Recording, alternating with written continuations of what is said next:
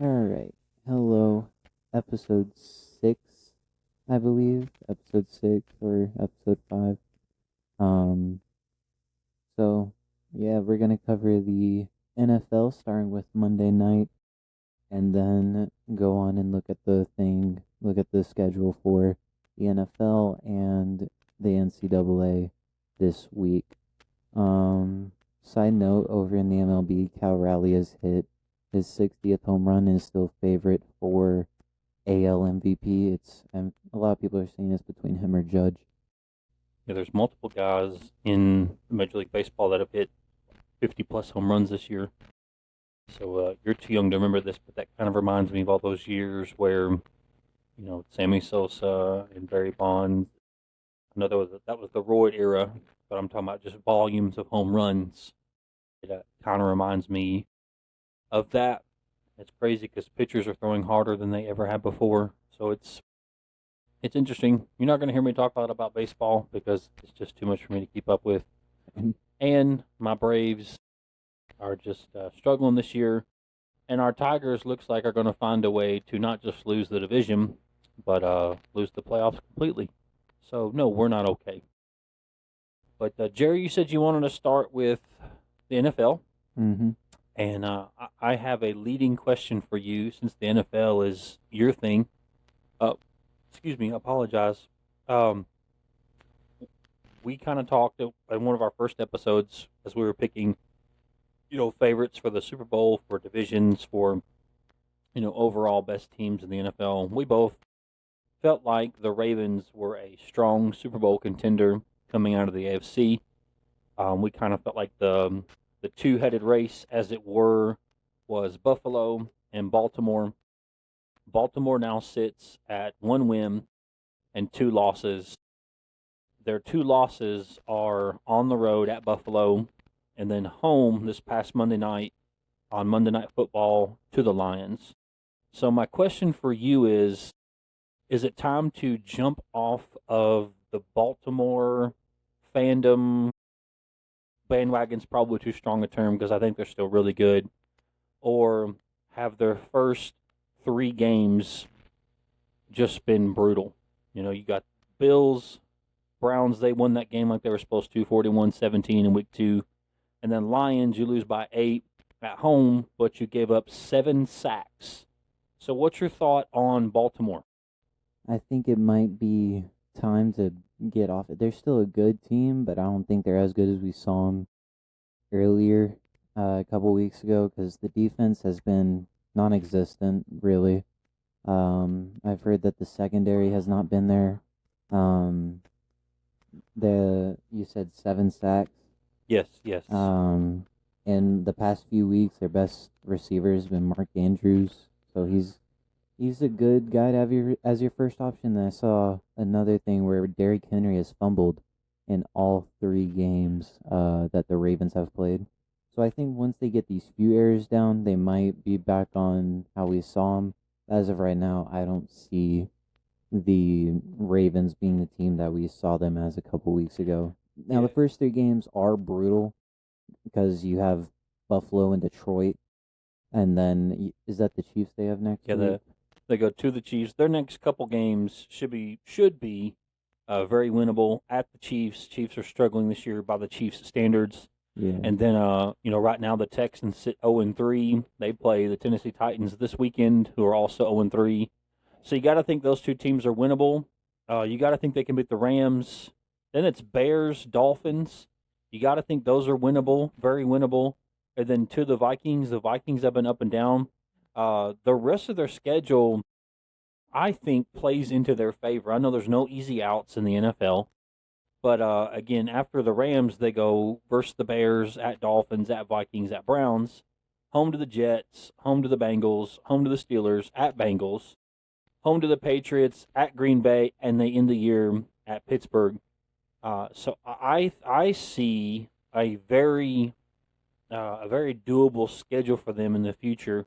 Yeah. But you brought up a really good point, Jer. You brought up the point of their defense against the Bills. They gave up 40. Okay. Against the Browns, all due respect to the Browns, they did what they're supposed to. They gave up 17. But this past weekend, they gave up 38. So 2 out of their 3 games, they've given up at least 38 points, has that Baltimore defense. Average of points allowed per game. Can you read me how much they gave up? Yeah, so 40, excuse me, 41. They get 41, 17, 38. Because they beat the Bills. They lost the Bills. They lost the Bills 41-40, so they gave up 41 points to lose that game 41-40. That's an average of 32 points scored on them every week. Yeah. So that's a good point. And you're going to want that next week because Xavier Worthy, I think, is supposed to come back next week for the Chiefs. And then Patrick Mahomes is still Patrick Mahomes. And then Travis Kelce. I think their defense will probably want to show up next week. And it's at Arrowhead. I'm flipping over to the Monday night game here, Jeremiah. On the ground, the passing was pretty even. Goff threw for 202. Lamar threw for 228. But here's the catcher in my mind, Jer. On the ground, Detroit ran the ball for 224 yards. Baltimore ran for only 85. Derrick Henry only had 50 yards on the ground. Lamar Jackson had 35. Baltimore was 28. Longest run of the day for Detroit was 72. Montgomery went off. 12.6 yards per carry, 2 touchdowns, 4 touchdowns on the ground, and then 1 through the air. Jerry, what do those numbers tell us when the Baltimore defense gives up 224 on the ground and they only rush for 85? Yeah, you only rush for 85, so basically telling these other teams you can run on us. We don't have a good pass defense. 202 receiving, I think that with how they did in the offseason, I think the Ravens can do better than giving up 202 yards on through the air. But on the ground, that's not what you want. Granted, Jahmyr Gibbs and David Montgomery are 2 really good running backs, but you don't want to give up 224 yards. Yeah, there was 139 rushing yard disparity on behalf of Baltimore. See here, Detroit fumbles, they didn't lose any. It looks like Baltimore lost 2. So they lost the turnover margin, if I'm reading that correctly. Team fumbles 2. Okay, hang on. They lost 1. So 2 fumbles, 1 lost. And now let's see here. 2 fumbles for Detroit. None of them were lost. So they lost that part of the turnover battle. No picks thrown, so either quarterback. And kicking game, Bates wins 8-6 over Loop, even though Bates was 1 for 2, Loop was 1 for 1. Well, here's another thing, too. Talking about defense being able to close games, Detroit scores 17 points in the fourth quarter. So 17 points. So it was 21 to what? Yeah, 21-21 going into the fourth quarter. Yeah, each team scored 7 in each quarter. And then Detroit had a 17-point fourth quarter. Detroit has a 17-point fourth quarter as opposed to Baltimore's 9. You got to be able to close games. Again, I know Detroit is a very good team. As you mentioned, that running back tandem of Montgomery and Gibbs or Sonic and Knuckles is crazy. Jared Goff, not just this year, but statistically over the past few years, has played as good as any quarterback in the league. The Lions have just as good a record as anybody over the last couple years. Again, outside of that opening loss at Green Bay, which tends to happen, the Lions are looking really good. Lions are home this week against the Cleveland Browns, I believe. And then I think that's it for Monday night. If you want to go ahead and look at the NFL schedule for this week, you can give off some pointers for that one. All right, so let's pull up the schedule we're in week 4 of the season, starting tonight. Tonight, Jer, Seattle at Arizona, at State Farm Stadium in Glendale, Arizona. I think that'll be a very good game. I do too. Not a lot of people are talking about that Seattle defense. I just picked them up on my fantasy team because I had Denver's defense, and you can guess how that was going for me. So Seattle is a 1.5 favorite, and the over-under is 43.5 points. So they're saying it could be a potential defensive slugfest there at State Farm Stadium in Glendale, Arizona. Important, matchup in the division because let's see here. I think the division's all tied up at 2-1. I It believe. is San Fran's 3-0 and Cardinals, Seahawks, Rams 2-1. So one of these teams is going to go to 3-1, and the other is going to drop to 2-2.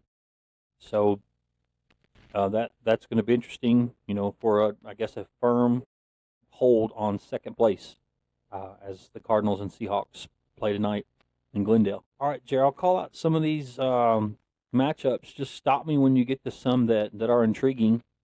Minnesota at Pittsburgh. That'll be a good one in Dublin. Washington at Atlanta. I think the question for Atlanta is who are they? Who is this team? Looking good a couple weeks They ago. got a young team too. Atlanta does. Very young. You beat the Vikings 22-6. You play a very close game to the Bucks, losing 23-20, and then against the Panthers, with all due respect, it's the Panthers. You'll have a goose egg on the scoreboard. Don't score a single point, and now you get to play Washington. Washington, and that's no joke. Is Jaden supposed to play in that game? Jaden Daniels, he says it's up to the doctors, not his decision, so he's wanting to. But according to ESPN, he's wanting to, but he's going to leave that in the doctor's hands. So I guess we'll find out soon. If we come across something that we find out otherwise, we will let you know. So, again, Falcons home against Washington. New Orleans against Buffalo. Buffalo by 1,000. Cleveland at Detroit. Carolina at New England. Los Angeles Chargers at New York Giants, football Giants. Here's a sneaky one, Jeremiah. Philadelphia at Tampa. Again, Philadelphia at Tampa. Philadelphia is a 3.5-point favorite with the over-under of 44.5. I can see either team winning this game. I think it'll still be a close game, but with how Baker Mayfield's been playing, by how Emeka Ibuka has been catching, this one's going to be a fun game, I think. I think so too, and it's at Tampa, which I think home field still means something. But the Cowboys the Eagles, I'm looking at their score against the Cowboys. The Eagles have not just ran off and beaten teams, right? Yeah, that's why I think the Buccaneers can still win this game. Also, if you want to check the new NFL Power Rankings, we can. Okay, yeah, we'll do that. The Eagles, I don't think they're still a good team. I just don't think they can, as of right now with how they're playing, I don't think they're going to be back-to-back Super Bowl champs. Because they've snuck out each win, and they were losing to the Rams too. They had to come back and beat the Rams. Granted, that was at SoFi. So, but still, I think the Eagles could still do better than how they've been playing this year so far. To your point, they beat the Cowboys by 4, beat the Chiefs by 3, and beat the Rams by 7. So the Eagles are not running away and beating teams like I thought they would, and maybe some others. Looking maybe at they're just hungover. Could be, but you can say the same thing about Tampa. They beat the Falcons by 3, beat the winless Texans by 1, and only beat the Jets by 2. Yeah, so, Baker's been a dog right there. Like Baker, have you seen what he's been doing so far this year? I have not. It's crazy what he's been doing. He's basically been putting him and Emeka and maybe Bucky Irvin have been putting that entire team on their back and just running. Yeah, here's what's great to your point about Baker. Completion percentage for the year 61.6, for the year 615 yards, averaging 6.2 yards per completion. Average yards per game 205, longest of 30, 6 touchdowns, 6 sacks, and a passer rating of 99.5. You know what's great there? A 0 in the interception column. That means he's making good decisions, and he's taking care of the ball and doing what they need to do. Rushing, leading rusher is Bucky Irving with 174 on the year. Do you think they need to get that ground game going to make them a little more rounded? Yeah, or do you think they're just going to have to ride Baker as far as they can? I think if they can get the running game a bit more in depth, because I could see him doing kind of like what the lines are doing, because they also have Rashad White, who was their starter for a little bit. So I could see him running a two-headed monster with Rashad and Bucky, and getting that more involved, because you still got Emeka Ibuka. Like, if you look at the receiving between Emeka Ibuka, Sterling Shepard, and Mike Evans, it's all really close between those guys. Only a 40-yard difference between Right. those three. So I think if they could get the rushing game more involved, and if Baker keeps doing what he's doing, then the Buccaneers offense can be a pretty good offense this year. It can.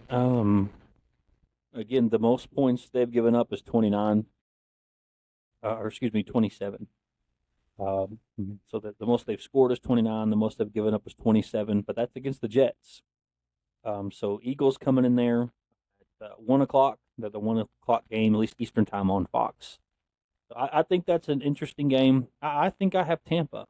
If you're going to ask me for a pick, I think Tampa wins that game, but to me, that's a 50-50 toss-up. Again, there's basically a field goal difference is what Vegas is giving.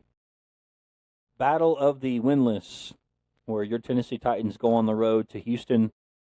The loser's going to be 0-4, and the winner will be 1-3 in the AFC South.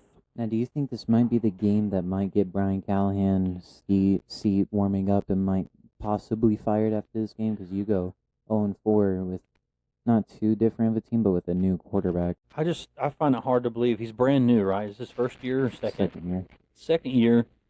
I don't know. I just think it's really soon. I think maybe if they go 0-8, 0-9, something like that, at that point you have to ask yourself, what do you have to lose? But that reminds me, Brian Callahan, he did earlier this week, he gave away play calling abilities. He gave that to the quarterback coach, which I think was a good call, because that's who, of course, Cam Ward's been working with. And then another one on here, Tyans Ward and wide receiver A.O. Manor have green light to take shots versus opposing defenders. So I think what they're gonna do, because both of those guys are young, I think it's their first. I think it's both of their first years in the NFL. I know Cam Ward for sure. So I think if they can get like a duo between them two working, then the Titans might have a solid future around those two. Which I really like. The Titans are just so young. They're just so young, and it seems like there's been a lot of change there as far as coaching. So not a lot of stability. So it's just tough there in Nashville. They're getting a beautiful stadium though. Their stadium is going to be amazing. But they're playing Houston. Indianapolis leading at Division 3-0, Jacksonville 2-1, Houston and Tennessee both 0-3. This weekend, one team's going to be 0-4. I'm talking about Houston and Tennessee. The other's going to be 1-3. So the battle for the basement of the AFC South right now takes place in Houston. Indianapolis at Los Angeles. That game's intriguing. I think Indianapolis certainly has shocked me. But I think they've shocked many. If you saw Indianapolis, being 3-0 right now. Well, everyone was like, your starting quarterback is between Daniel Jones and Anthony Richardson. You guys are hooked. Yeah. Again, you can only play who's on your schedule. But they beat the Dolphins, they beat the Broncos, and they beat the Titans, beating the Titans. They're 3-0 and got a shot, legit shot to be 4-0. The Jacksonville Jaguars, are on their heels. I don't see them winning that game though, but against the Rams. I would agree with that. I would agree that on the West Coast, in SoFi, I think they can win it, but I don't think they will. Well, and I think the Rams are just a better team. I think they're just a better team. Another intriguing matchup is Jacksonville. There's a lot of AFC South teams out west, right? You have two AFC South teams playing each other, Tennessee at Houston. Then you've got Indy at LA, Jacksonville at San Francisco. So that's interesting. All AFC South teams are west of Houston. So that's interesting. Nothing more there. But Jacksonville at San Francisco. San Francisco 3-0, Jacksonville 2-1. So I think that's going to be a very interesting game. I think that'll all depend on how Mac Jones and that system plays. Yeah. San Francisco has a system. Ask Brock Purdy. Ask whoever they plug in there. Jimmy Garoppolo. They've just got a thing that's working, and that's why I think systems are so important. That's why I think guys come out of college and don't do as well as they did in college, because they just get stuck with a system that does not match their skill set. And to me, that's on whoever you draft. You can't just draft a guy because he's a whatever. Of course, that's intriguing, but is the young man going to fit in your system? Because if not, you can destroy him. So that's a soapbox for another time. But Baltimore at Kansas City. I'm surprised that's not the late kind of primetime game. We'll get to that game in NBC on a minute. But Baltimore at KC. I think that game might be a take a deep breath game for the Ravens. Because they're not taking because the Chiefs are a decent football team, but they're not on the level that like Buffalo and Detroit are on, you know. So I think that might be a take a deep breath game for the Ravens and just get stuff back together, let it all play out. Because and going into all those games, all three leaders in passing, receiving, and rushing are all on the Ravens. Those three being Lamar, Derrick Henry, and Zay Flowers. Yeah. Yeah, and you have to wonder if Baltimore's pride's hurt a little bit. They're 1-2. You know, they just got beat on Monday Night Football at home. You know, got beat by 8. Again, everything I saw. Let me go back and just make sure. I'm trying to verify that Lamar. I read that Lamar was sacked 7 times. So let me just make sure that we're always trying to report. Yeah, Lions run over Ravens, sack Lamar Jackson 7 times in a 38-30 win, Detroit win over Baltimore. So got after the quarterback, didn't they? So you have to wonder, is their pride hurt a little bit, you know, and they roll up into KC with a chip on their shoulder.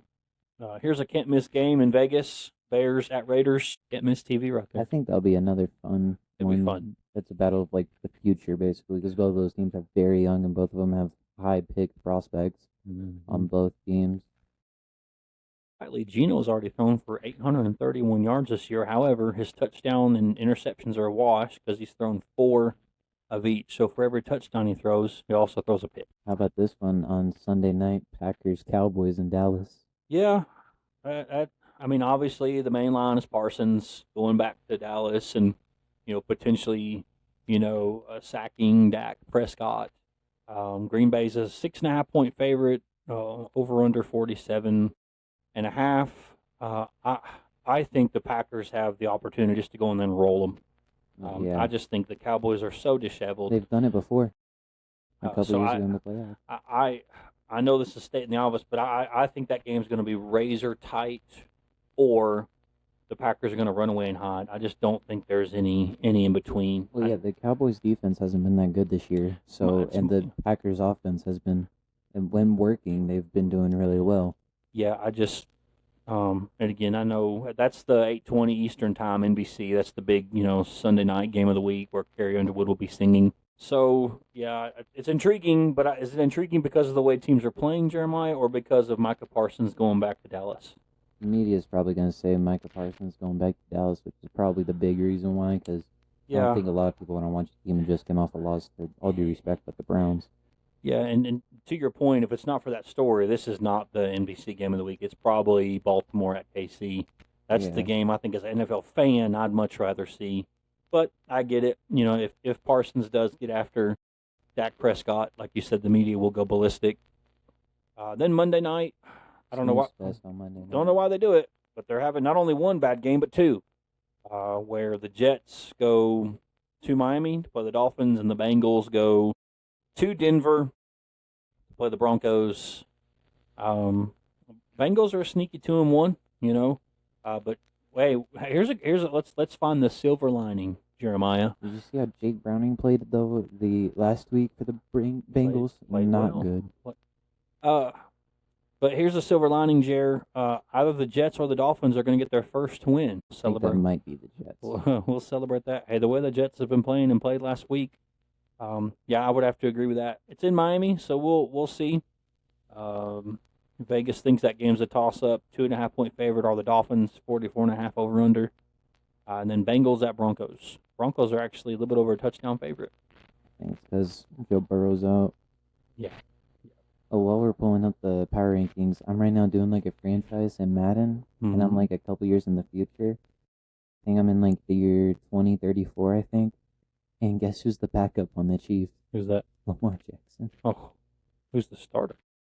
It was some generated player. somebody, but we don't know who yet, right? Yeah.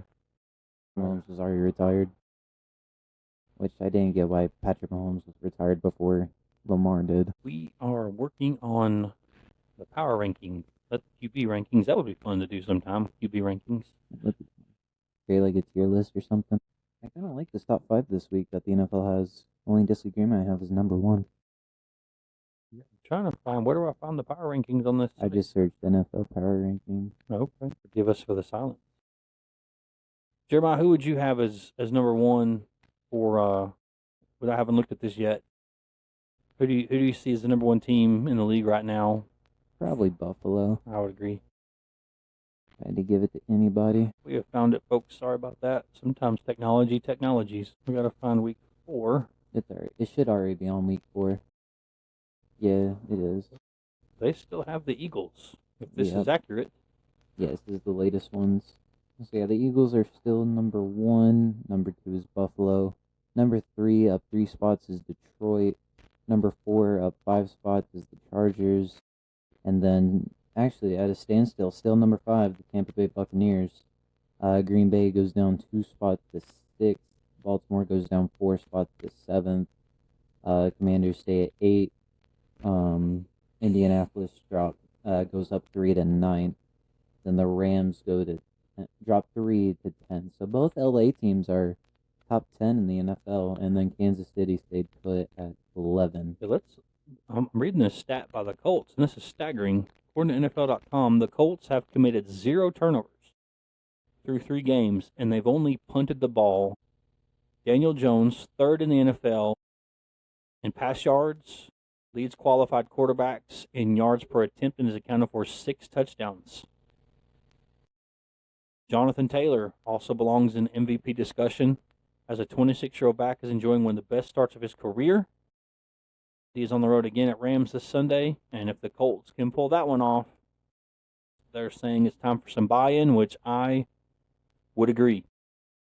So, Jared, you do the top 10. The Chiefs, just outside at number 11. Last right now. I'm going to say it's still New Orleans. What do you Yeah, think? it's still New Orleans. They went down 2 spots, apparently. Oh, okay. Down 2. Miami's up 1. Giants are down 3. Titans are down 3. Jets are holding tight at 28. New England 27. Vegas 26. 25. Cleveland 24. Dallas 23. Down 6 spots. Texans down 7 spots to 22. The Falcons up 8 spots. Carolina Panthers down 4 spots. 20. Cincinnati Bengals. Then in order from 20 back, Chicago, Arizona, Jacksonville up 6 spots. Pittsburgh up 4. Minnesota up 4. Denver down 4. Seattle up 1. San Francisco at 12 up 1. Kansas City 11 holding tight. Anything surprise you on that countdown, on that run list? No, I like it so far. The only thing I don't like is 1. I disagree. I don't think number 1 is accurate. As good as the Eagles are, I think you could argue strongly that Buffalo and Detroit are better than Philly. So I would have Eagles at 3 at the highest. What I would do is I would probably move spots 2, 3, and 4 up, and then have the Eagles at 4th. Yeah, I get that. So you don't know what we're looking at. So move the Bengals to 1, Lions to 2, Chargers to 3, Eagles to 4, Bucks to 6 or 5. Keep the Bucks there, and then roll on down. I think that's extremely accurate. You get no arguments from this chair. So yeah, be an exciting week. I know we'll talk more about the NFL on Monday. Hopefully, our special guest Brent, my brother, his uncle, will be able to join us again. That was a lot of fun. So anything, Jerry, you want to say before we wrap up our NFL discussions and transition to college football? I think we'll come back. Are the eternal optimist, Jeremiah, and I appreciate and love that about you for sure. All right, there's a fun week. Yeah, I want to jump into it at first. There's a game that is can't miss. 7:30 p.m. on Peacock. Oregon at Penn State. Whiteout. Whiteout. And if you want a ticket, it's going to cost you, I like that, That cost you half as low as $403. Well, thank you for that. But yeah, Jared, like you said, there's a lot of good football games. 342 to take on the 5th-ranked team against the 17th. Yeah. But I cannot wait to watch that Oregon Penn State game. We're going to learn a lot about both those teams. Let's look at who they beat. Penn State has run over Nevada, FIU, and Villanova, so they've not been challenged yet. And scroll down here to see who Oregon has played. Probably very similar.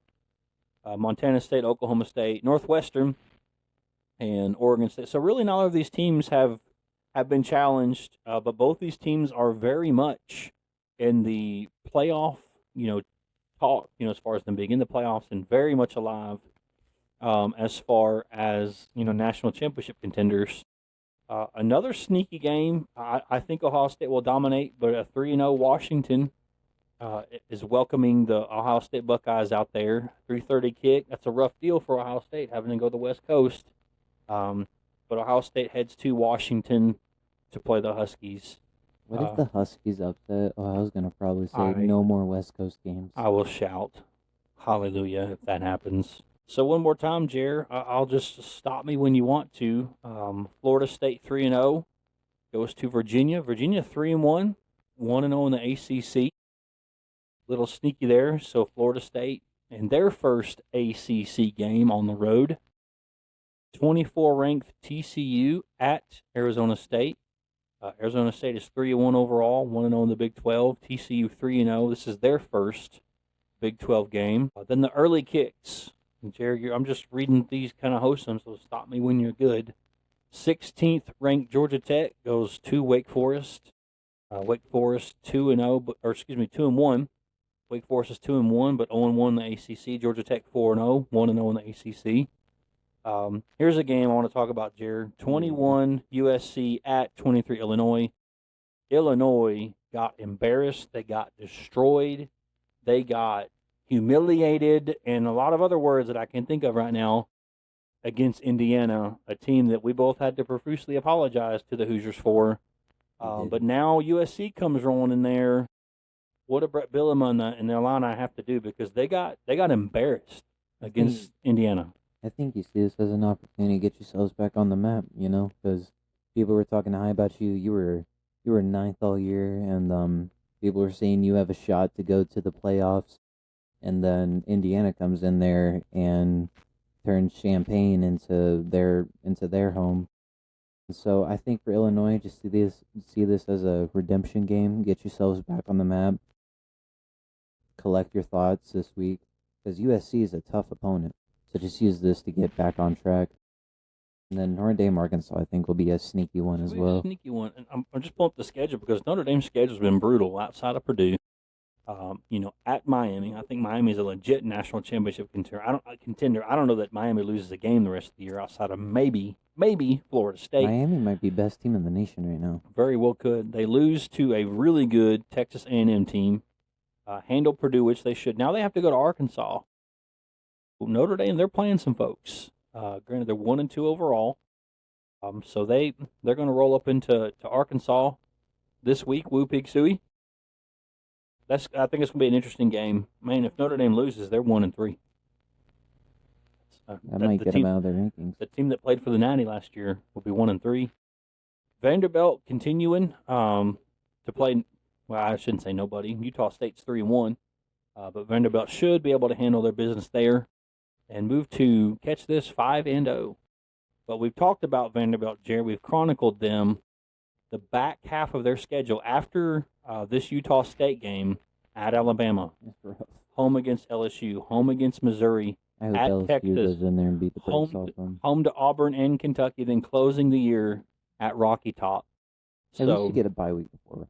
They better enjoy this while they can, because starting next week, it is going to be brutal for the Vanderbilt Commodores. But Utah State, be a galling for Clark Lee, to back up. Yeah. For the guy he says he is, which I think he is, I think that'll be a good test for him. Because I like him as a coach. I like what he's done with Vanderbilt, though. Yeah, he's got stock in the game. He's an alumni. You know, Hmm. he doesn't play. I think Vanderbilt's his alma mater. Yeah, yeah, he's an alumni, so that's his alma mater. Yeah, I think they handle business. I think they moved to 5-0. Here's a sneaky game. It's a 3:30 kick. I read somewhere Lane Kiffin wasn't super happy. He said, when we play LSU, it's always a night game. When we play them on the road, it's always a night game. We have to roll into Death Valley. It's a night game. Everybody's going crazy. He said, when they come here, it's a 3:30 kick. So he was kind of putting a bug in the schedule, scheduler's ear. Like it's let's make sure that there's schedule equity here. But LSU rolls into Ole Miss. Both teams 4-0. LSU's 1-0 in the SEC. Ole Miss is 2-0 in the SEC.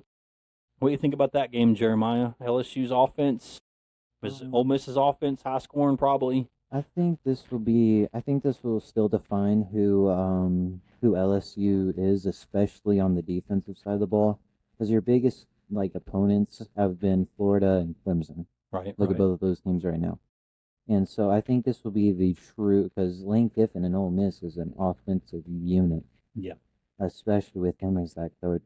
And so I think this will be a proving game for the LSU defense, because of course that's been LSU's weakness for years. Everyone's been saying, when's Brian Kelly gonna do this with the defense? When's Brian Kelly gonna do that with the defense? Will he recruit for the defense at all this year? Um, and of course Ole Miss, they haven't really played anybody either. Their biggest scare was Arkansas, where they won that game by 6. But other than that, they played Georgia State, Kentucky, then Tulane. So I think this will be for both teams. I think this will be a like proving game. How good is Ole Miss really? How good is LSU's defense really? I agree. I'm looking at the next game as well, staying in the SEC. Auburn is in a gauntlet right now, a month long gauntlet. Last week, they went on the road to Oklahoma. And of course, they lost 24-17. This week, they go to the 12th man. They go to A&M, a ninth ranked A&M team. Nobody's talking a lot about A&M. So we'll learn a lot about them as a good Auburn team rolls in there. But here's we're talking about their next month. Then they're home to Georgia and home to Missouri. So Auburn is in week 2 of a pretty difficult 4-week stretch. That'll be a fun one when they play Missouri. It'll be fun for sure. Um, Indiana goes into Iowa. Iowa's 3-1. That's a tough place to play. You just came off a massive win against Illinois. Does Indiana have to watch out for the old kind of sleepy, overdue kind of hangover game? What do you think? Iowa's very good, especially at home. Yeah, I think you don't want to you do want to be careful. Don't let that big win from last week get in your players' heads, because a lot of people weren't talking very highly about you. Not gonna say who, but a lot of people Me, weren't talking highly about you. And so now's your chance to just keep backing that up, keep fighting for a playoff spot. We're already a third through the season, and so I don't like that I said that. I wish college football could go on year round or something. Anyways, Indiana, I think just keep playing the way you have. Honestly, you've been playing real well.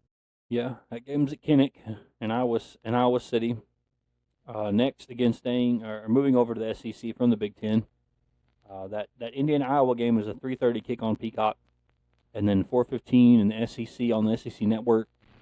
Tennessee on the road against a 4-0 Mississippi State team, again on the road at Dave Davis Stadium. They're in Starkville. Jerry, you're a Volunteer fan. Any nerves? Any apprehension? Any second thoughts about playing this Mississippi State team, who is, I would say, surprisingly, 4-0. Their biggest win over number 12, uh, Arizona State at the time, number 12, My Arizona biggest State. my biggest scare is probably Joey. How Joey's gonna play, because Joey's thrown 3 interceptions in the past 2 weeks. Granted, they did play Georgia, but still, that's they're just expect their secondary to jump on you. Of course, you have Chris Brazzell, who's leading the nation right now in receiving touchdowns. You still got Star Thomas, but I think if Joey plays good, it'll be really good, because Tennessee is a good team, but when Joey plays good, they're overall a good team. They just become better when he plays Yeah, well. according to ESPN, they're 73% favorite. Here's my worry about Tennessee based on what I've seen the past couple weeks. I know they have some injuries, but the past couple quarterbacks have gone for, 300 plus on that secondary. And that's got to worry you a little bit on the road. I don't know when the guys come back for Tennessee. You know that. Now, Boo Carter, our other starting defensive back as of right now, he had a really good game last week against UAB, so I think he's going to go in there with a little bit of confidence as well, which I would like to see because Boo's a pretty good player. As a sophomore right now, he can be really good in a few years. So, I think we got confidence right now. Colin Hood's been a solid man as well for Tennessee. So, but yeah, that's the scary thing. Guys have been putting up 300 yards on us. So, I think we need to do better with the pass defense. I think once we get Ricky Gibson and Jermod back, we'll be better. Like maybe going to the playoffs again. But I'm just glad we won that trade. Yeah, and again, Tennessee, we're trying to pull up their schedule here. They come off that gut-wrenching loss, where they missed the field goal, had a chance to win it against Georgia, but then go back and handle UAB. So you got to think their confidence is kind of trending back in the right way. I'd be a lot more worried if this game would have been after the Georgia game, because a game like that, if you're not careful, these are still college kids, young men. That can have a definite impact on your psychology of your team. So next, Arizona, Iowa State. Don't know anything about either team. 3-0 versus 4-0. They're in Ames. And we've talked about this game, arguably the second biggest game of the year behind the opener between Texas and Ohio State. Oregon State, Penn State. Oregon's got to come across the country, play a 7:30 kick there at Beaver Stadium. Like you said, it's going to be a wide-out place. It's going to be crazy. Again, we're going to learn a lot about both these teams. We'll see how good either team is. This team right here is going to be in the front seat with Ohio State as to who's going to fight for that Big Ten championship and as to who can make a really, really, really deep run into the postseason. I don't think, if the game is close especially, I don't think a loss here hurts either one of you, especially if you're Oregon, because you're on the road in that crazy, hostile environment. I think whoever wins this game, if Ohio plays the way they did against Texas and still stays like the number one ranked team that they are right now, I think whoever wins this game might be the team that goes on to play Ohio in the Big Ten, or this might be a Big Ten championship matchup right here. Very well could, because this year, I don't know if you'd use the word top heavy, but you have Ohio State, you've got Oregon, you've got Penn State. Man, you may have to put Indiana there. And then you also have, in what I might call a second tier, Indiana's probably on the verge, top of that second tier.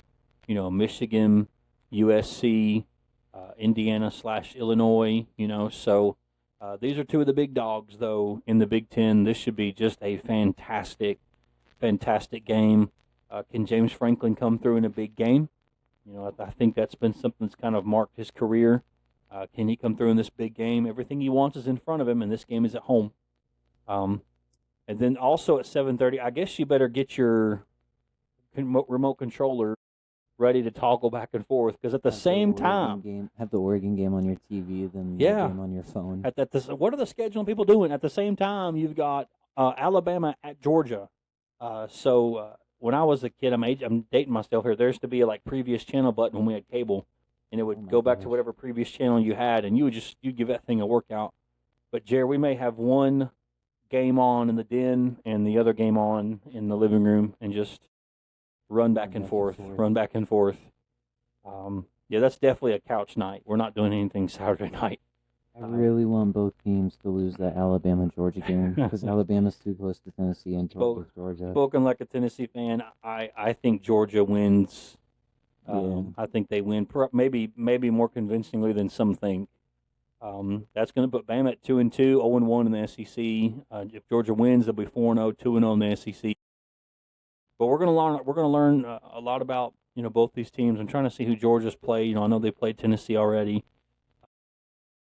So they played Tennessee in this, and now Georgia's got Bama. So I guess Georgia had a bye week last week. I guess Georgia's probably glad next week, because they're playing Kentucky. They're going to score 50 in that Yeah, game, yeah, unless it Brent. goes like how last year Yeah, did. Brent. That's a bye week. Anytime somebody plays Kentucky, it's a bye week. You remember how close that game was last year, though? I do. Kentucky almost beat them. I think until about the fourth quarter, and Kirby Smart started.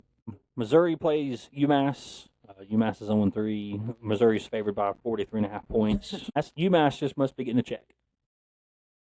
Then to close the night, BYU at Colorado. BYU's touchdown favorite, over under 50.5. So that's where things stand as far as college football. Some really, really big games. We're getting into October. So, a lot of the cupcake games are over. You're getting into conference play. You're getting into the heart of conference play.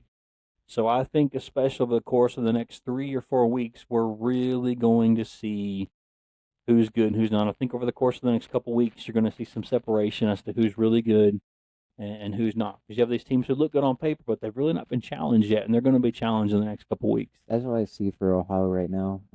Yes, they did play Texas week 1, but look at Texas right now. They're like out of the top 10, I think, in the rankings. No, Texas is 10th, so like, and Texas hasn't been playing too good. So I think Ohio.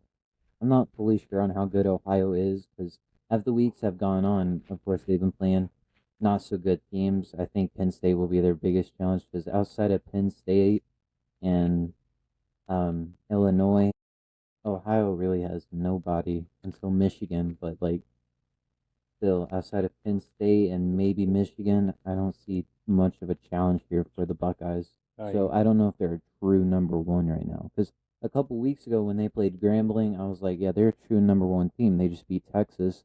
But as the weeks have gone on, as you might have saw and as it's seen on paper and just watching the game, Texas has like been declining each and every week. Oh, I guess my Maize and Blue, my Michigan guys have a bye week. ESPN also thinks that Ohio State on upset alert in Week 5 versus Washington. So yeah, they're only giving essentially a touchdown, 7.5-point favorites. Click on this, see the game, and just see kind of what ESPN is saying as far as like probabilities. Ohio's the favorite, 68.8%. Yeah. And then Washington was at They're getting a little more than 2/3. Yeah, and just it's not a deal breaker, but to go on the road that far. Don't overlook Husky Stadium. It's a good team. Exactly. Yep. Don't. It's a good place. Great place. They're not that far removed from a national championship appearance, and it's going to be interesting for sure. Jared, what else you want to cover, man? We can cover NASCAR next week. They're going to Kansas. We'll have lots to talk about next week with that. When's the next cutoff race? The Roval? After the Roval. So they've got Kansas, and Kansas is 2 of 3. Roval's 3 of 3.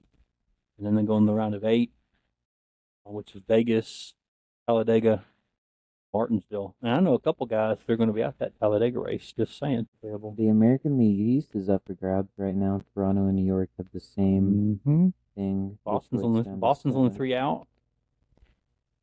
Seattle clinched their division. Again, the Tigers, as of July 8th, I think it was, they had like a 15.5 game lead. Now they're a game back. They're in a series with the Guardians. They just got swept by the Braves, and they've lost 2 in a row to the Guardians. The Guardians now have they're 9-1 in their last 10. Tigers 1-9. We're both Braves fans. They're perhaps the hottest team in baseball right now, 9-1. So obviously having won 9 of their last 10. Have you seen where they were the first team in MLB history to they won in that 10 game winning streak? The Braves were the only team in MLB history to do this. They were the first team to not commit an error in those 10 games. They scored over 5 runs in every game, and the other team and the team that they played scored less than 5 in every single game.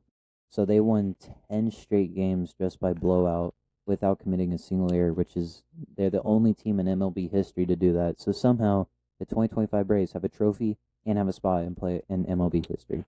Yeah. Well, for a lot of reasons too. They started the year 0-7. Here's the deal: they are only 9 under 500. So if they start differently, this is all different. What's crazy about the NL East? It's my first time looking at the standings in a while. Is as much money as the Mets have spent. They're 12 games out, and they're only 4 over 500. They're 81 wins, 77 losses. $800 million just to stay mediocre. Yeah. And the Dodgers only winning 89 games with feels like a multi-billion-dollar payroll. It is a multi-billion-dollar payroll. Just a couple guys. They spent two I think they've spent like $2 billion between the past two off seasons. Almost half of that is just Shohei himself. Milwaukee's good. And you know what's crazy? Again, I don't profess to be a Major League Baseball fan, so don't judge me. I can't name maybe one player on their team. Christian Yelich and William Contreras. Outside of that, I am 96 done. and 63. They are unbelievable. What do you got, Milwaukee? Yeah, just again, we know they're AAA affiliate in Nashville. But man, those Brewers. Quick warning, if you're like a diehard MLB fan, you're going to probably get mad watching us. Like, we are big casuals. We cannot name a lot of baseball players. Here's the deal. We're not professing to be. We're not professing We're just looking at the standings just like you can. The only teams we can name is Detroit and Atlanta. Yeah. Outside of that, we don't know a lot. Colorado Rockies, 43 wins, 115 losses. Third season straight of 100 plus losses. 2-8 in their last 10. They've been eliminated from the playoffs since All-Star break. Eliminated in August. So you're looking at the wild card right now. Do they still do? And I should know this, but I don't. The first wild card team is in, right, and then the second and third place play to get that second wild card position. Is that right? I think the first three. Don't judge us, people. We told you we don't know. Don't judge us. I don't know how the wild card works, but I think the Yankees make it, and then I think Boston, Detroit, and Houston all play. And so I think it's like those top three teams that make it. Yeah, I think the top three teams make it, and 2 and 3 play for the second wild card spot. In other words, I think that in the standings, the Tigers have a blank, and the Astros are 1 game back, and it's the same thing in the National League. 4 over right now in the National League has you a wild card spot. That's crazy. Cincinnati and New York, the Mets are fighting. Diamondbacks only 1 game back. You got a war there. St. Louis and Miami, if they both play well the next. Miami only 4 games out. What's crazy is, as terrible as the Braves have been, I know they're eliminated, but they're only 6.5 out. Again, they started the season what? 0-7. They're 7 out of the wild card. I'm just saying. If they would have gone like this 10-game winning streak earlier, they would have been the first team in MLB history as well to start 0-7 and still make playoffs. Yeah, I mean, don't overlook that. They're 6.5 games out, and they started the year 0-7. Don't tell me every game doesn't matter, because clearly they do. Every team outside of the Stros, Tigers, Sox, and Yankees have been eliminated in the AL. So right now, it just looks like it's going to be between, I guess, either Detroit or Houston's going to be left out. One of them. Houston's right now beating the Athletics 9-1, and the Dodgers are being that doesn't seem fair. Are beating Arizona 8-0 right now. Yeah. So doesn't seem fair. Well, and a lot of L's in that Boston in that column for Detroit. In their last 10. I think they're 2-8. Not good. Oh my! You know what's worse? Detroit's on a losing streak of 8 right now. Yeah, what's worse is they're chasing Boston. They finished the year with a 3-game series at Fenway, so they're gonna have to earn it. Boston's been really quiet this year. Hey, they've only won 1 game since Wednesday, September 10th. Have the Tigers? 1 game was the Marlins. 1 game was the Marlins, 2-0. But literally, they've only won 1 game since Wednesday, September the 10th. 8 in a row lost. Would have been a lot worse without that 2-0 win. Lost the series. Won the series against the Yankees. Swept by won 1 game in a 4. Let me get it right. Won 1 game against Miami, so lost the series. Got swept by Cleveland last week, I guess.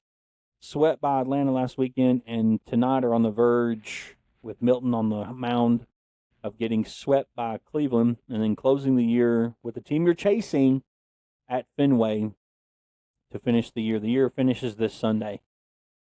The last game for the Tigers. It's interesting. It's not great. Phillies play the Marlins though, so I guess that's good for whoever's fighting for it in the AL. Reds. I think that's it for today. All right. Thanks for watching, folks. Don't judge us on the MLB thing. It doesn't count. It wasn't planned. Don't judge us. We're mega casual. Don't judge us. Bye. Bye.